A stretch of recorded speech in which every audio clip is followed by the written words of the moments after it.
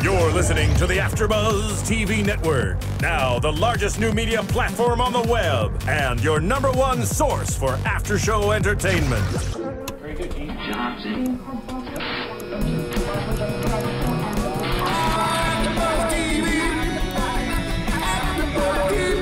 From the AFTERBUZZ Studios in Los Angeles, California, presented by Maria Menounos and streaming live thanks to Akamai Technologies, this is AFTERBUZZ TV's Graceland After Show. We'll break down tonight's episode and get you all the latest news and gossip. And now, another post-game wrap-up show for your favorite TV show. It's AFTERBUZZ TV's Graceland After Show. You know what that means, guys. That means it is another Wednesday here at AFTERBUZZ TV for the Graceland After Show. We are doing Graceland Season 2, Episode 4, Magic Number. I am your host, Stephen Lemieux, here with my amazing co-host, Giorgi. Hello, everybody. And this was actually probably my favorite episode this season so far. It was a really good episode, jammed-packed with tons of information, tons of crazy stuff, and tons of character development. I say that every week, but again, this episode really kind of hit the nail on the head with everything that I was hoping for. We didn't get too much Carlito, but we'll go into that soon. Let me just kind of base myself here, guys. I know last week I tried doing it without the notes, and we got a few YouTube commenters that were not too happy about that. So I took notes this time, but I did actually do it a little differently in that we're not going to go sequential order. We're going to break it down operation, which we tried to do before, but now I actually took the time to organize my notes. Wonderful. And it'll be better, and Stephanie G won't hate me. I don't hate you ever. Sometimes she does. So first we're going to talk about Paige's operations, Jake's, and then we're going to talk about Jake's and the bus depot, of course. Then we're going to go into what happens with Carlito and Johnny, and then we're going to top it all off with everything that Charlie and Briggs have been doing this episode. Perfect. You see, beautiful. There you go. That's all I wanted. We're going to segment this stuff. All it took was an extra 5 minutes of Steffi G singing into the microphone trying to annoy me. Right. Okay. Please start us off. Love you, Steffi. All right, so the episode starts with Paige in a room translating the note from the girl's grandfather that she asked Paige, at least send this back to my grandfather. So she doesn't send it. She gets all snoopy and, like, tries to... No, I'm just kidding. Like, no, but she was just her. trying to... Of course, she's just trying to figure it out more, which it is unfortunate because she should have sent it, at least. I'm sure she's going to send it. It's right. just... It's so... I mean, it's sad. Well, with her busy schedule, I see her forgetting, so it's just unfortunate. So terrible. And then we see Mike and Paige talking at the table. The next scene that had to do with the storyline, of course, that's how we're going to be breaking this down. We find out that the girl's name is Lena, and all she wrote about in the letter was like about dancing and how she wants to send money home. And Mike says a few things, and Paige is getting really testy. She's like, "No, this is a sex trafficking. This wasn't just mules. Right. They were putting the drugs in dancers and in models and things like that because they were basically only taking the good-looking people." So they could sex traffic them after they've moved them to the U.S. Right. Also, I was thinking that maybe it could, the letter could have been easily just to cover so that her family could be sane. And a lot of times that's how you get your work visas for a short amount of time so that you can travel quickly, especially if they're going to be like in a hurry. Just like, oh, they're dancers, they're going to do in a company real quick. They'll be leaving within 2 weeks. That's what you think, but then it turns out that they're being used as sex traffickers. Right, of course. But that's what I'm saying. It's easier for them to be trafficked. Steph, put your mic here. Up on the next ledge up. That way, when you lean forward, you talk into it as opposed to... Hello? Yeah, so much better, right? Oh my God, that was so great! Ta-da! Oh my God. But again with the... Little amazes me, Steven. Little amazes me. Easily amused, but I love it. No, but this show really kind of highlights how... It's kind of scary because it is a TV show, but at the same time, you can really think about how this really does happen in our world today. Yeah, and it's like you watch shows like Taken with Liam Neeson. And it's like, you know, the whole like one guy going and finding her through all that is kind of unrealistic. But at the same time, the whole underground organization of sex trafficking and everything that has to do with that from Taken, it's all true. Right, no, like that happens. Of course. And look at the trouble that they're going through just to find it. I mean, and that's that. They have like basic training, I guess, you know, just even with a lie, just how are you supposed to do that? Because, you know, they're constantly moving. Well, it's also just there's so little amount of people on a police force to deal with something like this. Right. So it's so hard to spread themselves thin on like random goose chases, and that's why they're balancing this story well with Mike. With we don't have the resources to put you on this bus thing. This bus thing is not happening. Right. So it's kind of interesting to see how Mike is having to fight while Mike is descending into being a total prick. I mean, I'm just calling it as I see it, guys. Right. I mean, that's how they're writing him. It's also, at the same time, he's also fighting, doing good police work to get this thing with the buses because he knows it's what they're doing. And especially after the first episode, he knows for a fact it's what they're doing. So to call it off would just be so detrimental to everything he believes in the police force. Yeah, absolutely. But going back to Paige, so the next time we see Paige is this Operation Tinkerbell, which I'm calling it, is we just hear Johnny going, "Ooh, baby, yeah, I know, I love it. Yeah, baby, can you do that a little more? You know, yeah."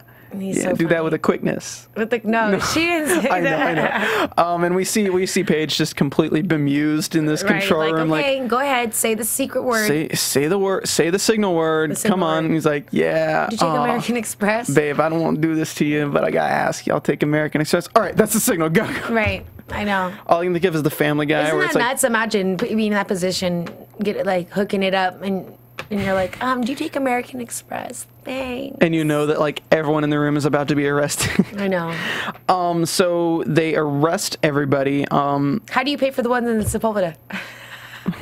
I was joking with Steph that if you're in Los Angeles, you know that there are prostitutes all over the place. I mean, it's just a thing.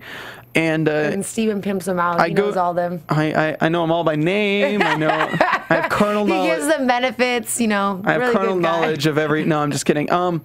No, but I go to the gym after work every night, and I get off work around 1 a.m. Nice. and I drive on Sepulveda, and you can always see like either somebody walking or a car stopping and dropping somebody off, and then another car coming up and picking them right up, and it's hilarious to watch, but it's also kind of sad. It is, of course. But anyway, that's beside the point. My prostitution knowledge is also beside the point. So Paige immediately grabs this, like, the person who's running this brothel, which is an Asian massage parlor, for those of you who don't know, and pulls her aside and is like, what do you know about these European girls being pulled in? The lady's like, I don't know anything. He's like, no, you tell me right now or I'm going to ruin you. And she's like, I want a lawyer, which basically kind of means I know something, but I'm not going to tell you. And Paige tells that to Johnny. He's like, look, like she lawyered up pretty quick. She knows some stuff. So the next time we see Paige is inside I don't like how Paige interrogates, by the way. She with this interrogation room? Even like before, just like, I will ruin you. And it's just like, you're not believable. Like, I don't know. I wasn't buying it. It was just weird. I just wish the Asian lady didn't crack that quick. I'm sorry that I'm calling her the Asian lady. We don't have a name for her, and I don't really... The pimpette. The pimpette, sure. I'll say pimpette from now on to be politically correct. Only referring to her, yeah, though. it's really just that's how I took it in my notes because we don't have a name. Right. So pimpette is being pinned for terrorism. That's what Paige is using against her because she's saying you're a terrorist, you're a terrorist cell. Right. We can hold you indefinitely without cause. And basically that's why she's saying I will ruin her because she can have her deported, she can have her citizenship taken away. Yeah, but I'm just saying so Paige isn't like Chuck. So all the pimpette knows is that there was a blonde European girl who knocked on her door. She had escaped from whoever brought her up from Mexico. She said she was brought up from Mexico and knocked on her door, and her face was like all scarred up. Probably the buyer. She said that they auctioned them off, and then that the buyer was the one who scarred. Can you believe that? Oh my God! And to be in the United States where some hostile stuff, you feel like you'd be safe because it's not Europe and everywhere else where they have this going on. I mean, I guess that in the United States, maybe in some parts that we don't know of or whatever, but it's just too bad. It's just so sad. Like, how scary. And there's nothing that you can do because you go to someone and they're going to turn you away. And the woman says, that's all I know, which is true. I'm sure it's absolutely true. I bet you she's been doing that since she's a kid.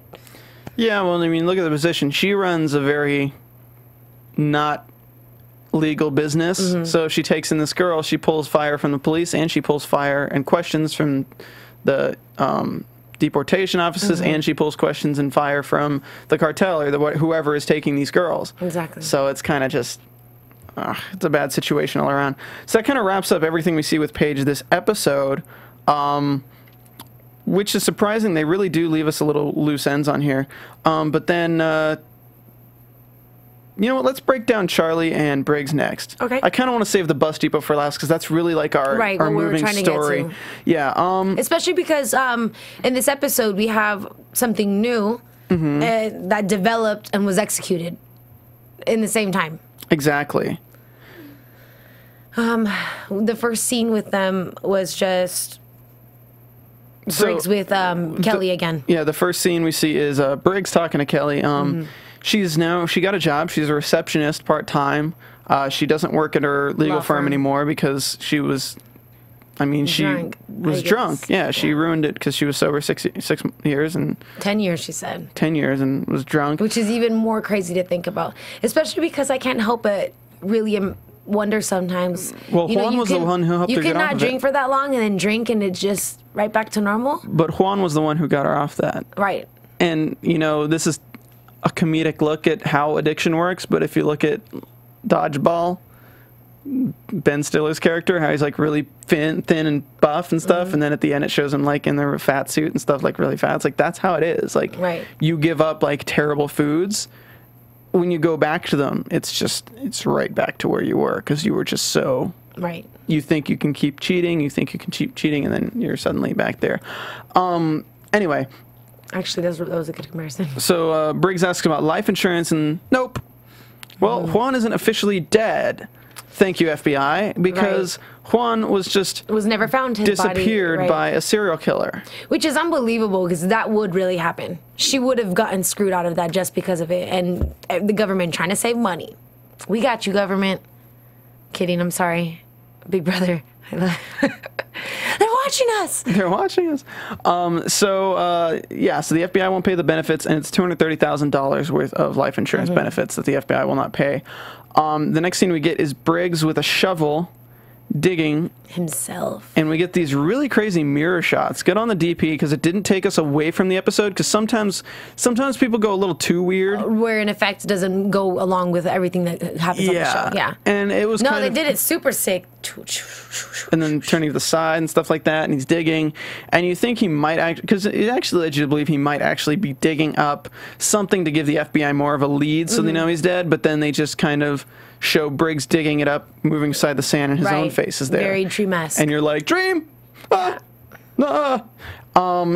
it's a dream. Charlie's with him in bed. She's so sweet. She said that was new, and that he was gasping for air and then just laying there. And last episode, Charlie wasn't sleeping in the same room as Briggs because they were fighting. Right. And so they didn't like each other. They're okay again. And this is where we hear throwing up, and this kind of ties in with another story, but Jake's is in the bathroom, and he's throwing up from his alcohol binge, which we'll get into soon. And the next scene with Charlie, we get Mike talking to Charlie, saying, I'm going to send you... Mike sends Charlie to check in at the tattoo place to check in on the Tinkerbell case, to be like, keep your ears open for any chatter related to heroin sales, the Tinkerbells, any of the girls, and things like that. And I can't believe that she actually does the tattoos.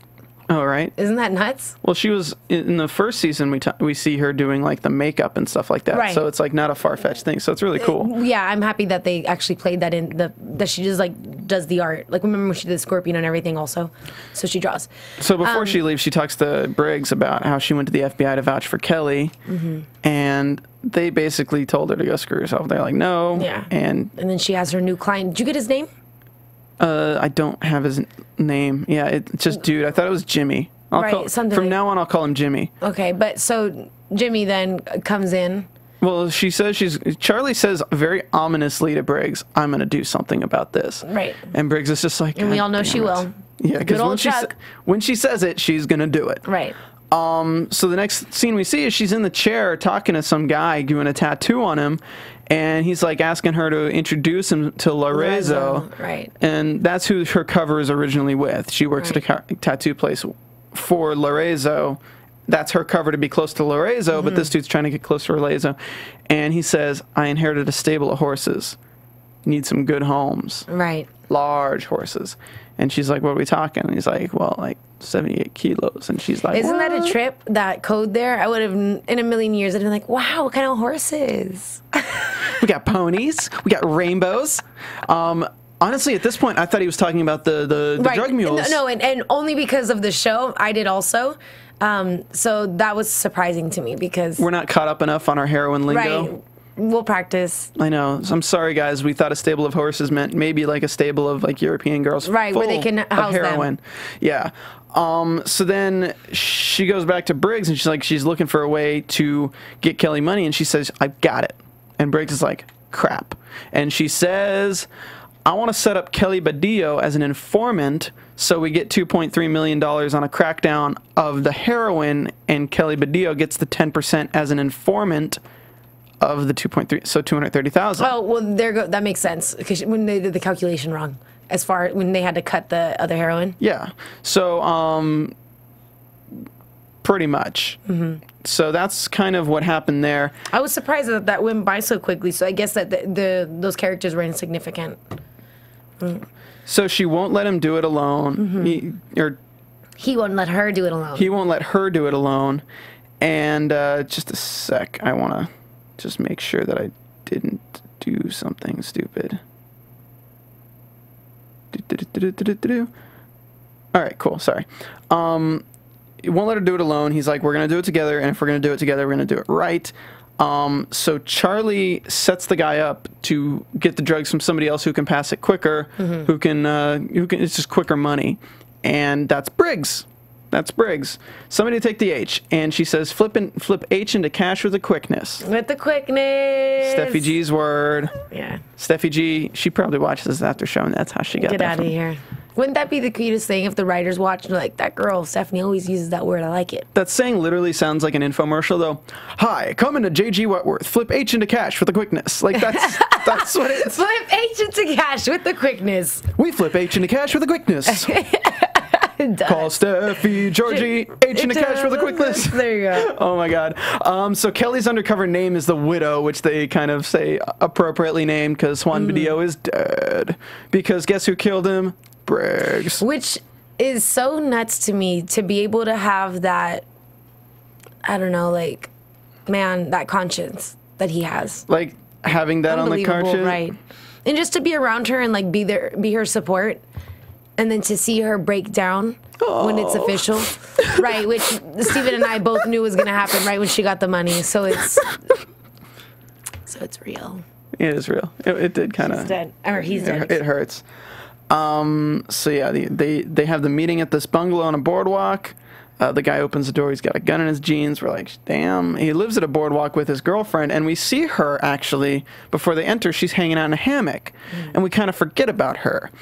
And so they're about to make the deal, and Charlie looks to her left and sees like 14 extra bricks of freaking heroin, like black tar heroin, and she's like, well, crap, because if they make the bust, because if he says he's got 78 kilos and that's what they're buying, that's the $2.3 million bust, and that equals $230,000 for Kelly Badillo. Mm-hmm. Had there been more, had they seen all of that, if he has 95 kilos worth of heroin, that's probably about $3.2 million, no, probably like $2.9 million, and then she gets $290,000, and then it's kind of like she'd be like, "Wait, why am I getting like they didn't want to give me money in the first place, and now they're giving me $60,000 more? What's going on here?" So, what do you think she's gonna do with that money? I have an idea. Oh, I think you do too. Yeah. Okay. Well, we'll leave that for predictions. Yeah, and that's gonna be crazy. Cray. So as extra. So Charlie's like, "Let's go count the money while he tries it." Briggs is like, "I'm gonna try the heroin. I want to try this heroin because I want to be back where I was in season 1. I know. And then he walks into the room and starts cutting it and putting it in the sink. And I'm like, dude, there's like 16 bricks. You have like 2 minutes. Yeah. There's no way you're going to be able to cut through all this heroin and put it in. So he's like, oh, there's a washing machine. He turns on the washer. Jimmy hears it. And Charlie, with the quickness. Right over the head. Pow, right in the kisser. That's what the girlfriend heard, not any gunshot. Yeah, exactly. She heard that from outside because she was out front. And so Charlie runs in, is like, you cut, I'll toss in the dish. They're literally tossing all this in the clothing washer. And the girlfriend shoots a warning shot, and they're like, what the hell? and they see the girlfriend there, held at gunpoint, and then he starts saying like, "Yo, we're the ones who hit him in the head with the bottle. He's gonna be fine. We work for Lorenzo, and he doesn't appreciate people shooting at his employees." So that was she doesn't do anything right away, and then that was the signal, and then no, that wasn't the signal. Oh, okay. That was just actually, was that the signal? No, the gunshot was the signal. Like, the fact that they heard a gunshot, they were going to go in. Right. But he was saying that to keep her from shooting because she knows that Jimmy was trying to sell to Lorenzo, so... And that she could easily get killed right after that. If she shoots Lorenzo's guys, she'd be, like, mutilated because it's cartel. Like, you don't mess with cartel. And then the police come in, arrest everybody. Charlie's got this huge smile on her face because she's like, we fleshed it out. We got enough. Good stuff, Holmes. And then we see her doing the counterfeit paperwork with Briggs. They have to make it exactly precise to make it fool an FBI agent's wife. So they do, and then Briggs just happens to be bringing in the mail at her house when she gets the letter. And yeah, she got mail from the FBI. We check it. Investigation closed. $260,000. $30,000 more than what she thought she was getting. She breaks down because it's kind of like, you know, it was a lot. It was official. It's like parents who their kid is missing, and then like no matter how many years, like even if it's 20, 30 years, if they never find a body, like the parents, it's almost like a relief, they know it, like it's back in their mind, they know it, but they still hold on to that belief that he's alive somewhere. And at least then if there's like a bone that comes, like if they find the body, then it's just like, it's, oh my God, it's and then final. You think of pain and you think of how it happened.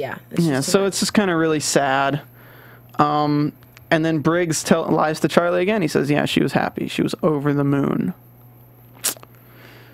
That's some sad stuff. It is. Some super sad stuff. So I feel bad for Briggs because,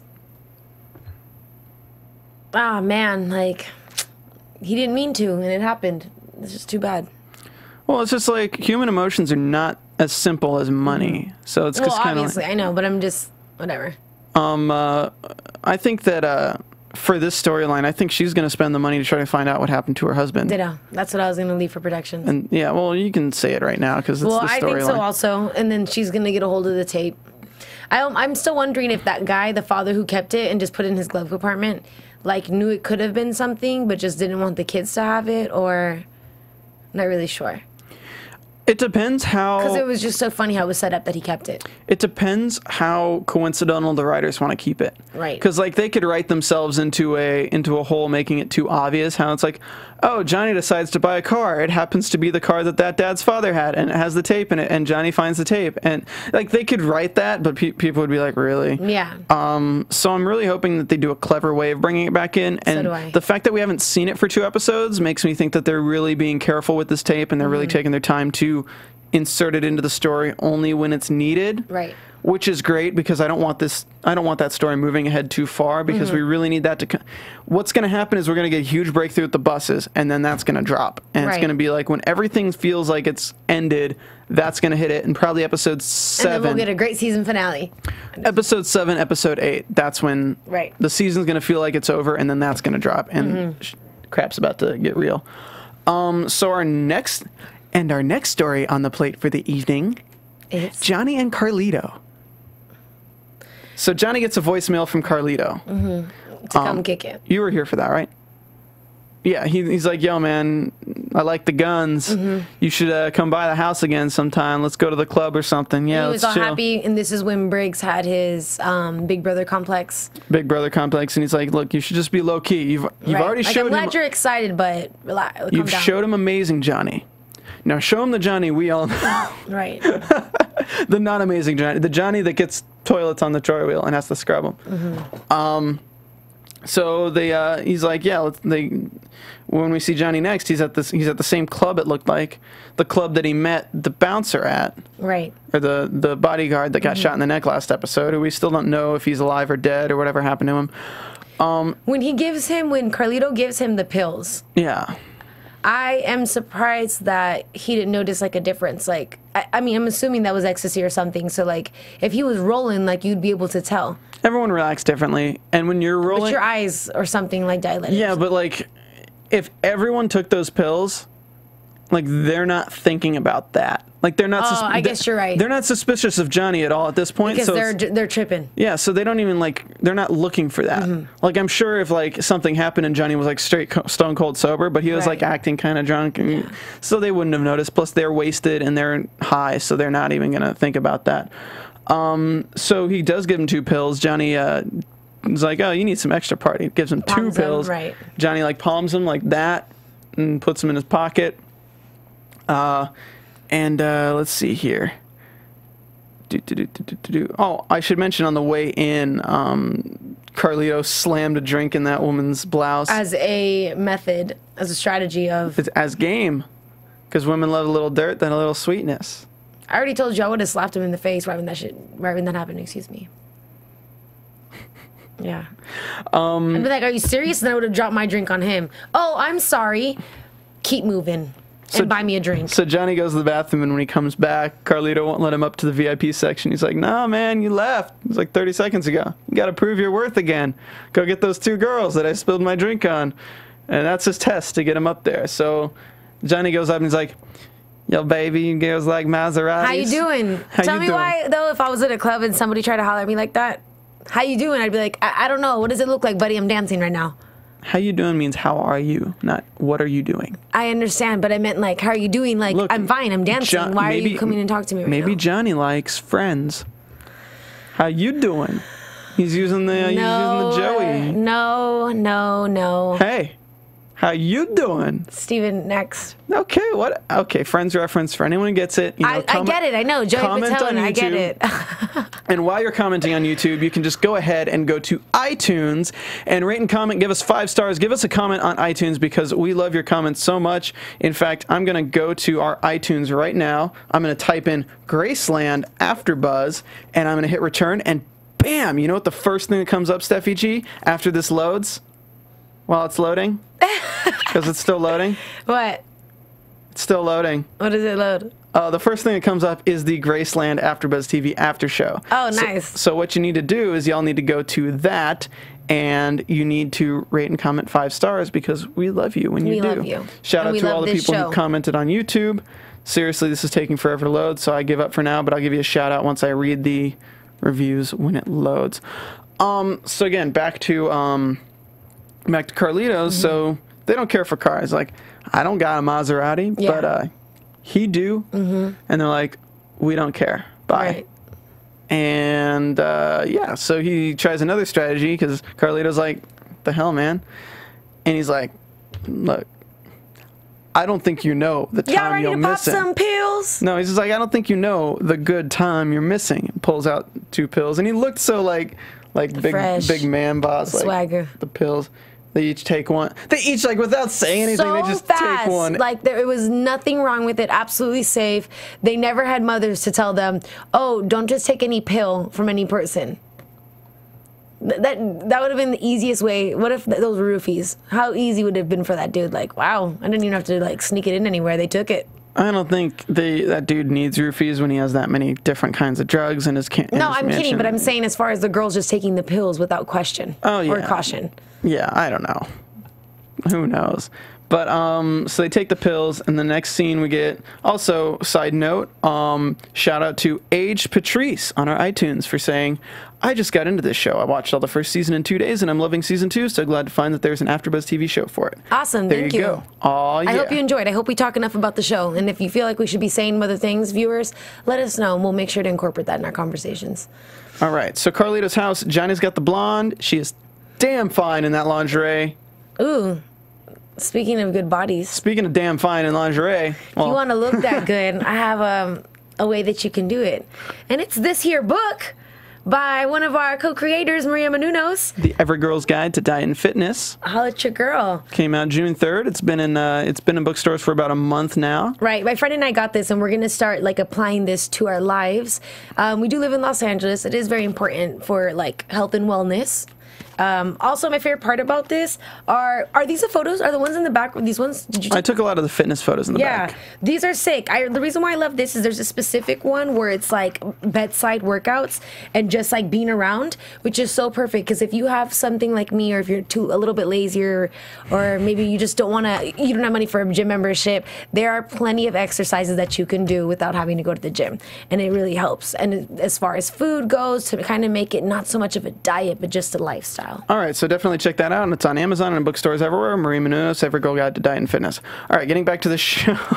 Perfect, thank you. Getting back to the show, so Johnny's got the blonde, Carlito's got the brunette, and Carlito goes into his safe, so Johnny sees that he's got his safe there. Hey, I have a question. Do you think that Carlito is low-key feeling Johnny? Like you were saying. What do you mean? Do you think he's feeling Johnny? Do you think he's homosexual? What do you mean? Like, the way, I don't know. I'm kidding, Steph. Oh, okay, well. No, I think he's probably bi. He's just, like, messing with him, or, I don't know. A lot of people have been asking, and I think I can't say anything because I was told something off air that I can't talk about. Ooh, but I'll find out later. Sorry, y'all. Yeah, so Oh, because this would be a good time to let everyone know what's happening tomorrow. I'm doing an interview, a one-on-one interview with Eric Valdez, who plays Carlito Solano in the show. He's not the one who told me anything about that. I just found out from other sources, and I don't want to give you guys spoilers or anything. But Carlito is like, he's the big baddie this season. So I will be interviewing him for about 30 minutes to an hour tomorrow at 2 p.m. on AfterBuzzTV.com if you want to check that out. But we will also put it in the RSS feed for this show, so you will download it off iTunes just like you would any other Graceland after show. And I will also link it to it in the description for this one and our next after show, because it'll be on YouTube in the playlist for both. But nice. Yes, I think there's a distinct possibility that Carlito is into Johnny. Mm-hmm. That is what I will say. But Carlito pulls out some Coke, puts it on his chest, and he's like, "No, you don't get no candy till you give a kiss. Not to me, to each other." Mm-hmm. And at this moment, I was like, "I'm gonna be that rich one day." That's what I looked at Steph and said, "I'm gonna be that one day." Not like a drug I'll make lord. sure to find little groupies for you to do that with. No, just kidding. Hey, girls, want some candy? Living the dream. I'm just kidding. We're not promoting drugs at all.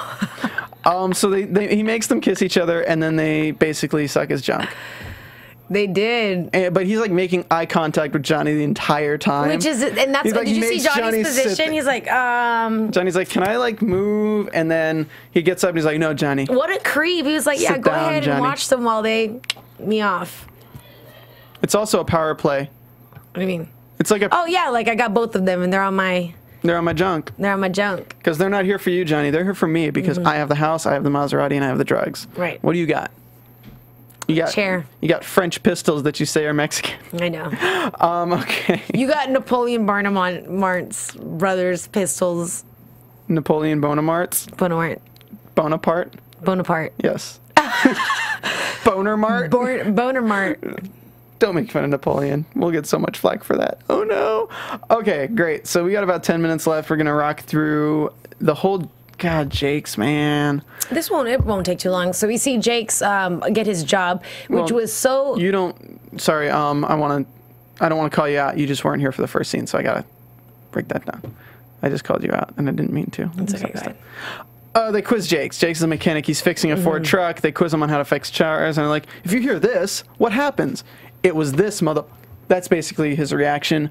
So we find out that his cover is going to be a mechanic, and Mike tells Johnny that you better be studying up on this tonight, so that you can actually do this. Because we need to know a lot about buses, right? And he has to get the job. And at this point, Mike says, "I'm really glad I went with Jake's over Zelansky." Mm-hmm. And then they mention that later with when they're in the car, but we'll bring that up. So he gets back to Graceland. Johnny's like, "Yo, you got some letters from lawyers." Mm-hmm. And Jake's like, "Yeah, well, maybe you should stop snooping through my stuff." Mm-hmm. It's like, ouch. So Jake gets a phone call. Right, and then the lawyer says that, "Oh, there's nothing we can do. We'll connect you with some of our other colleagues that might help you out." Yeah, you ain't going to see your son again, basically. The lawyer's kind of being a dick. He's like, "Okay, we're going to connect you with them. Okay, thanks, bye." Before he could say anything else. And we get Jake's drinking again.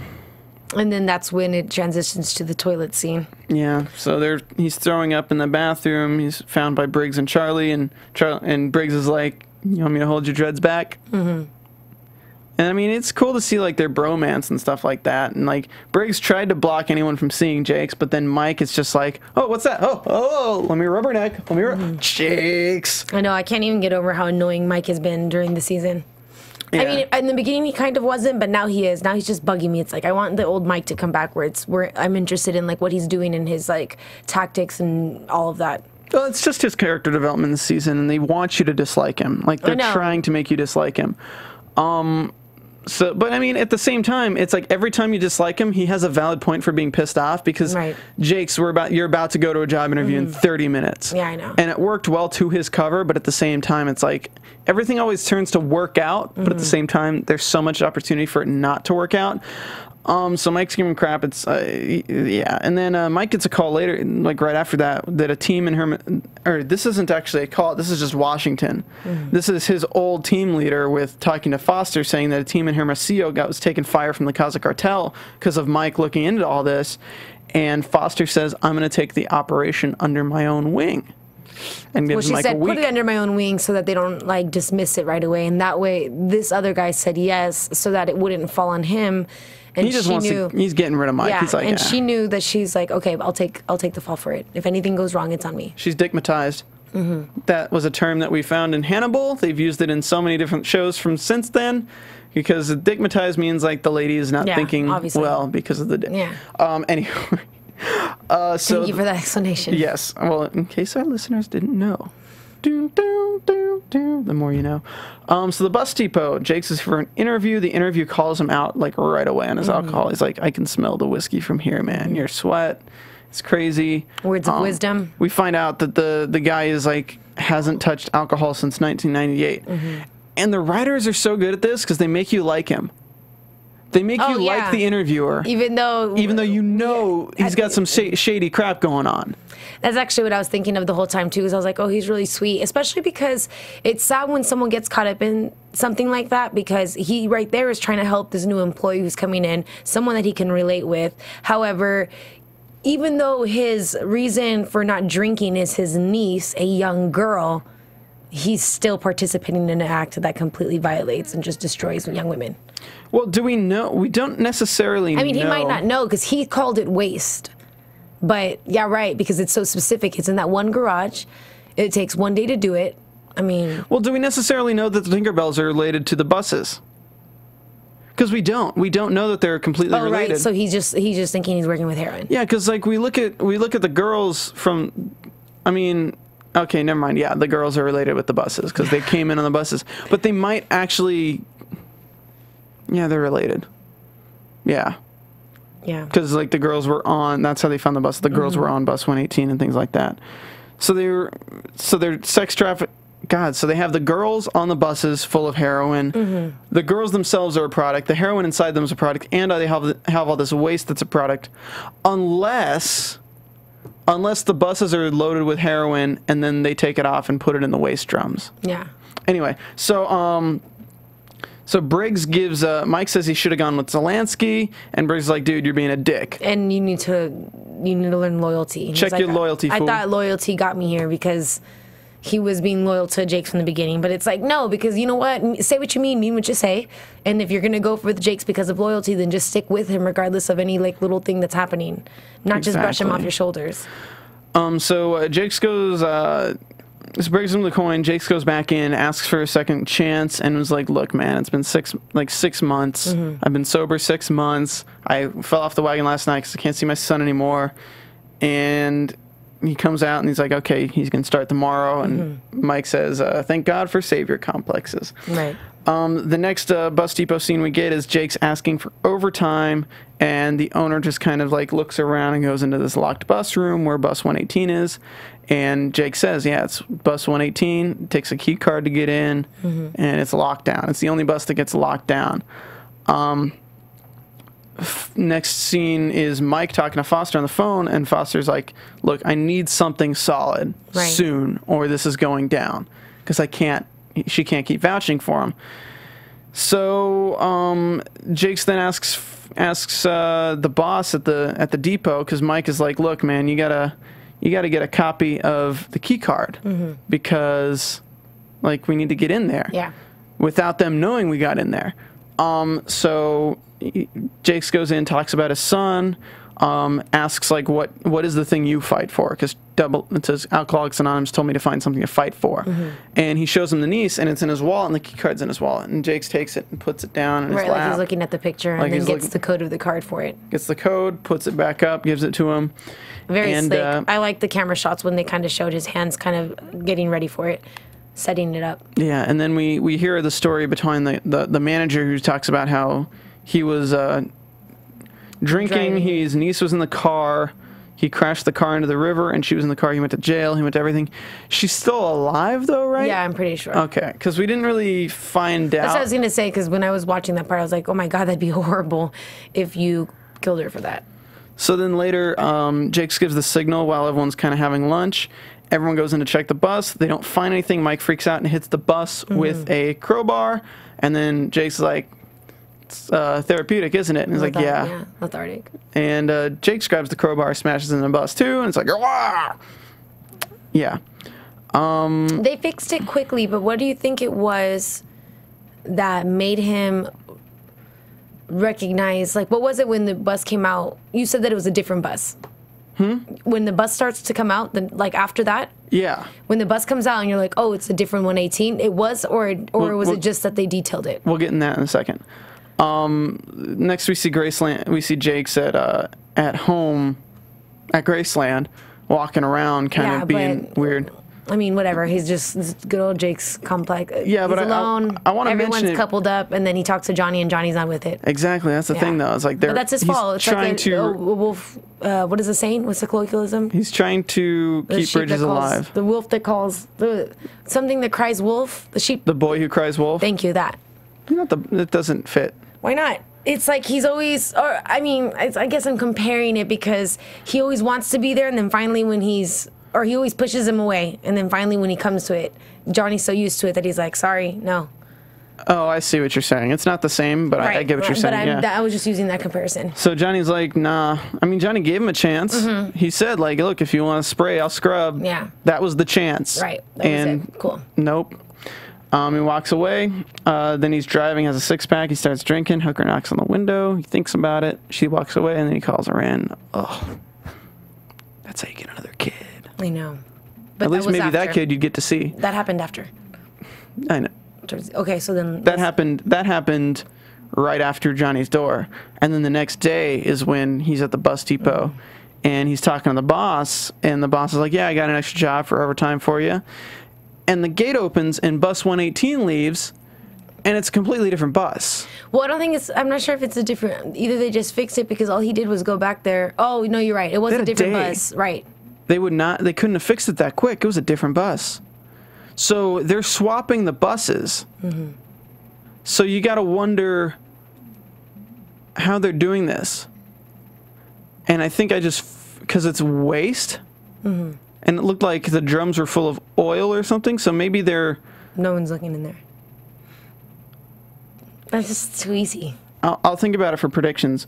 So he's like, yeah, load the barrels of waste into that rig. He opens a barrel, and it's literally like black oil with heroin inside of it, like bags and bags of heroin. And there's like 30, 40 barrels. Insane. At first I thought it was, or it made me think of, well, it doesn't matter, never mind. Anyway, so the scenes we get, Carlito pulls a gun on Johnny. Johnny kisses it. That was pretty erotic. We see Paige talking about a balloon popped in somebody's stomach, like one of the girls, so she has to operate. And then we see Mikey say there's a leak in Graceland. Let's get into predictions. And now, your AFTERBUZZ TV. Are you seeing this? Predictions. What's going on? What's going on? I predict that Paige is going to do some stuff with all of that. She'll get it or whatever. I feel bad for Johnny because I wonder what it is about this guy that's like on his jock for, or like he's just not feeling him, but it's just it's very sloppy and I don't like it and that sucks. He's going to get shut up and everything. But I guess what we already decided, my only prediction is just especially about the Kelly video, that she's going to use the money to investigate. And she's going to figure something out. Why did the tape exist? Just because he had it? She doesn't know like that there wasn't a recording device somewhere, right? I mean, it's not like where they might have known where he was, so that's why they're like, oh, there's a camera there. I mean, I don't know how she's gonna... Because it was a car that had a recording device in it. So like, they don't exactly know the tape exists because they don't know that it was recording at the time. Right. But they know that his car had a recording device in it, so if there was a tape, it's logical that there would have been a tape. Right. So if they find the tape... I don't know. What is your predictions? Let's see here. I think that we're going to find out more next week. I know too much about some stories. Mike says there's a leak in Graceland. I don't know anything about that, so I'm going to say a prediction on that. I'm going to say that, I mean, I don't know that much. Creators, if you're listening, like, nobody really spoiled anything for me. I just don't know if I should say anything or not. When Steven knows a little, he thinks he knows a lot. So exactly, and I like to build upon little things so much that if I made a prediction and it was right, I don't want anyone getting in trouble or anything. Mm-hmm. Mikey says there's a leak in Graceland. The only thing I can think of is Zelensky, because he's the newbie. He's kind of sketchy. You think so? Slightly. The only thing that I could think of is Foster. Charlie doing her own. Well, either Foster or Charlie, because of her doing her own, like, because she's doing this side things that maybe they're talking to the wrong person, and that's the reason why it's coming out. But it's not like intentional. I don't think it's intentional if there's a leak. If it is, then it'd have to be Foster. But I really don't see it being Zelensky. What about the guy who passed off the case to Foster? Because he really wanted Mike to stop. No. It would either be Foster. I don't think it'd be Zelensky. The only reason I say Zelensky is he's the only one who'd have access to Graceland to right, bug but anyone. I mean, he doesn't really have like a vendetta. Like, it's not like he's trying to. Mike didn't do anything wrong. He left for a little bit. He came back. He took over the operations. Like, that's just how it goes. I guess we'll see. I guess we'll have to see. Coming up, we will have. Give me 1 second to look in my email. You go ahead and do your Twitter handles real quick, Steffi G. All right, y'all, so you can find me on Twitter at Stephanie Giorgi, Giorgi, and on Instagram at SteffiG47, as well as on Vine, something new that I'm doing. It's kind of silly, I'm sorry, but why not? So you can catch me on those. Go ahead, Steven. You can find me on Twitter at Stephen Lemieux. It should be right under my head right here. That's StephenLemieux. You can also find me on The Strain After Show starting this Sunday, I believe, and MasterChef on Mondays. Guys, be sure to tune in tomorrow at 2 p.m., which is tomorrow the 11th, a Thursday. Or no, the 10th, a Thursday at 2 p.m. for the Eric Valdez one-on-one Spotlight on interview. We're going to try to get him in here for an after show as well as where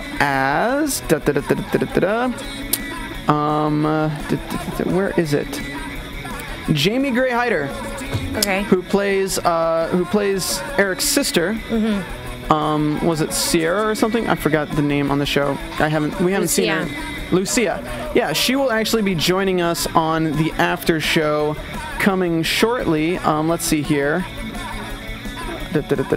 We're getting potential dates for her, but we'll have her on the after show this season. She'll be with us soon. So we have Carlito tomorrow, and we have Carlito's sister coming on the after show soon, and then we'll try to get Carlito on the after show too. Also, Brendan J. McLaren will be coming in about 3 or 4 episodes. I'm trying to lock down a date with him on that. Perfect. Guys, thank you so much for tuning in. Again, this has been Graceland's AfterBuzz TV after show for Season 2, Episode 4. That's it. Deuces. What was it called, though? I need to say it. It was Magic Number. See you guys next week for another Graceland After Show here on AfterBuzz TV. From executive producers Maria Menounos, Kevin Undergaro, Phil Svitek, and the entire AfterBuzz TV staff, we would like to thank you for listening to the AfterBuzz TV network. To watch or listen to other after shows and post comments or questions, be sure to visit AfterBuzzTV.com. I'm Sir Richard Wentworth, and this has been a presentation of AfterBuzz TV. Buzz you later. The views expressed herein are those of the hosts only and do not necessarily reflect the views of AfterBuzz TV or its owners or principals. Thank you for watching AfterBuzz TV on YouTube. For more of your favorite after shows and interviews, subscribe to our channel here, and be sure to share your opinion on the episode in the comment section below here. We'd love to see what you guys are buzzing about. Thanks again. Buzz you later.